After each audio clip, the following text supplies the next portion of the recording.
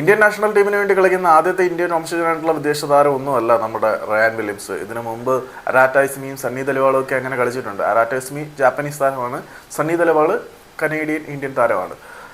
അവരൊക്കെ എപ്പോഴാണ് കളിച്ചത്, അതിലേക്ക് പോയാൽ ഒരുപാട് പിന്നിലേക്ക് പോകേണ്ടി വരും. തൽക്കാലം നമ്മൾ അതൊന്നും പോകണ്ട. ഈ റയാൻ വില്യംസ് ഇന്ത്യൻ നാഷണൽ ടീമിലേക്ക് വന്ന് ഇവിടെ ഉണ്ടാക്കിയ ഇമ്പാക്റ്റ് വളരെ വലുതാണ്. കേവലം ഒരൊറ്റ മത്സരം കൊണ്ട് അണ്ണൻ ഉണ്ടാക്കിയെടുത്ത ഇമ്പാക്റ്റ് വളരെ വലുതാണ്. 1-on-1 സിറ്റുവേഷൻസിനെ എങ്ങനെ ഹാൻഡിൽ ചെയ്യണം എന്ന് ഇന്ത്യൻ താരങ്ങൾക്കൊരു മാസ്റ്റർ ക്ലാസ് തന്നെയായിരുന്നു അവരുടെ കൺമുന്നിൽ വെച്ചിട്ട് റയാൻ വില്യംസ് കാണിച്ചു കൊടുത്തത്. ഇന്ത്യൻ നാഷണൽ ടീമിലേക്കുള്ള റയാൻ വില്യംസിൻ്റെ ഒരു പലായനം എന്ന് പറഞ്ഞാൽ വളരെ അഭിനന്ദിക്കേണ്ട ഒന്നാണ്. കാരണം വളരെ വലിയ മീഡിയ ഗിമ്മുകൾക്കും കാര്യങ്ങൾക്കും ഒന്നും റയാൻ വില്യംസ് നിന്നിട്ടില്ല എന്നുള്ളത് പ്രത്യേകം എടുത്തു പറയേണ്ട ഒരു കാര്യമാണ്.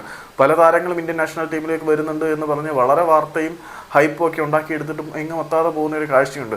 ഇതിനകത്ത് ഏറ്റവും സങ്കടകരമായിട്ട് എടുത്തു പറയേണ്ട ഒരു കാര്യം എന്ന് പറഞ്ഞാൽ ഓസ്ട്രേലിയൻ നാഷണൽ ടീമിൽ നിന്നും ഇന്ത്യൻ നാഷണൽ ടീമിലേക്ക് കളിക്കാനുള്ള ഒരു പ്രൊസീജിയറിലേക്ക് റയാൻ വില്യംസ് എത്താൻ ഒരുപാട് കഷ്ടപ്പെട്ടിരുന്നു. അപ്പം ഇന്ത്യൻ ഫുട്ബോളിനെ കൈപിടിച്ചുയർത്തും എന്ന് പറഞ്ഞ് പൊങ്ങച്ചം പറഞ്ഞ് മേനി നടിക്കുന്ന ഓൾ ഇന്ത്യ ഫുട്ബോൾ ഫെഡറേഷനിലെ ഒറ്റ ഒരുത്തം പോലും അയാളെ സഹായിക്കാനില്ലാതിരുന്നു എന്നുള്ളതാണ് ഏറ്റവും പ്രധാനപ്പെട്ട വസ്തുത.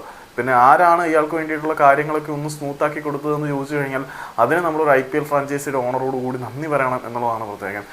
ഡൽഹി ക്യാപിറ്റൽസിൻ്റെ ഓണറും പിന്നെ അതുകൂടാതെ നമ്മുടെ ബംഗളൂരു FC ഓണറുമായിട്ടുള്ള പാർത്ഥ് ജിൻഡാലിൻ്റെ ബന്ധങ്ങൾ ഉപയോഗിച്ചിട്ടാണ് അദ്ദേഹത്തിന് ഇന്ത്യൻ നാഷണൽ ടീമിലേക്കുള്ള വരവ് സുഗമമായത് എന്നുള്ളത് റയാൻ വില്യംസുമായിട്ട് ബന്ധപ്പെട്ട വൃത്തങ്ങൾ നമ്മളെ ഓൾറെഡി അറിയിച്ചിട്ടുള്ളതാണ്. 2019 ഓസീസ് നാഷണൽ ടീമിന് വേണ്ടി അരങ്ങേറിയ അദ്ദേഹം 2026 ഇന്ത്യൻ നാഷണൽ ടീമിന് വേണ്ടി അരങ്ങേറുന്നു.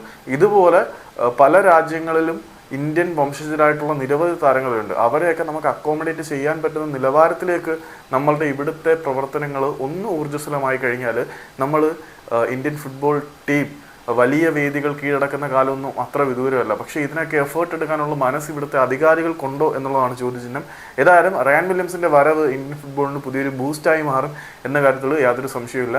ആ ഒരു ബൂസ്റ്റ് അടിച്ചിട്ട് നമ്മുടെ ടീം ഒന്ന് ഉയർത്തെഴുന്നേറ്റിരുന്നെങ്കിൽ കാര്യമായിരുന്നു. റയാൻ വില്യംസ് നേരത്തെ തന്നെ ഇന്ത്യൻ ഫുട്ബോൾ ടീമിൽ എത്താനുള്ള ശ്രമങ്ങൾ നടത്തിയിരുന്നു. അങ്ങനെ എത്താൻ കഴിയുന്നെങ്കിൽ ഒരുപക്ഷേ നമുക്ക് വേൾഡ് കപ്പ് യോഗ്യത നേടാനുള്ള അവസരം പോലും കിട്ടുമായിരുന്നു. പക്ഷെ എന്ത് ചെയ്യാനാണ്, നമ്മൾ ഇന്ത്യയാണ്. നമ്മൾ ഇവിടുത്തെ ഭരണാധികാരികളുടെ ചൂഷണങ്ങളെയൊക്കെ അതിജീവിച്ച് തീരത്തുള്ളൂ. ഒരുപാട് പ്രശ്നങ്ങളുണ്ട്, എന്തെങ്കിലുമൊക്കെ നന്നാവുമെന്ന് പ്രതീക്ഷിക്കാം.